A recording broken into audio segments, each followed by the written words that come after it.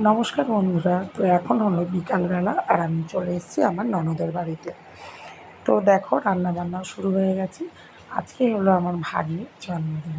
তো সেই উপলক্ষে আজকে রান্নাবান্না হচ্ছে। তো আমিই করছি রান্না। তো এদিকে আমি বসিয়ে দেবো মাংস। মাংসটাকে কষতে দিয়ে দিয়েছি আর এদিকে বসিয়ে দিয়েছি পায়েস। এই যে আমার রান্না কমপ্লিট। এদিকে আছে মাংস আর পায়েস আর লুচির জন্য আটা মাখাও কমপ্লিট। এই যে আমার ভাগ্নি রেডি হয়ে আবার ফটো তুলে নিল।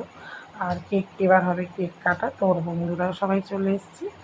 তো ও এবার কেকটা কেটে নেবে। তো আজকে আবার আমি ননদের বাড়ি থেকে বাড়িতে গিয়ে যাব হচ্ছে বাপের বাড়িতে। মানে ভাদ্র মাসের প্রথম দিনটা আমার বাপের বাড়িতেই কেটেছিল। তো সেই জন্য নাকি ভাদ্র মাসের শেষের দিনটাতেও বাপের বাড়িতেই কাটাতে হবে। তো রাত হলেও আজকে যেতে হবে বাপের বাড়িতে, যেহেতু মেয়েকে নিয়ে ওখানেই প্রথম দিনটা কেটেছিল। তো কী আর করা যাবে, আজকে আবার মেয়ের ভাগ্নির জন্মদিন, এখানেও তো আসতেই হবে। তো এবার সবাইকে খেতে দিয়ে দেবো। তো চলো, এই যে খেতেও দিয়ে দিচ্ছি সবাইকে। রান্নাও আমি করেছিলাম। তো ননদ বলল তুমি আবার সবাইকে গুছিয়ে খেতে দিয়ে দাও।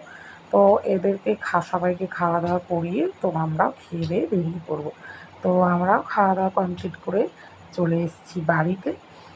এই যে আমরা বাড়িতে এসে আবার রেডিও হয়ে গেছি। তো এখন ঘড়িতে 10টা বাজতে 10 মিনিট বাকি। তো এই যে রাস্তায় চলে এসেছি, রাস্তাটা পুরো ফাঁকা। তো যেহেতু রাস্তা রাতের দিকে লোকজন কম, গাড়ি ঘোড়াও কম আছে, তো যেতে খুব মজাই লাগছে। এই যে পৌঁছেও গেছি। তো চলো, গুড নাইট, টাটা।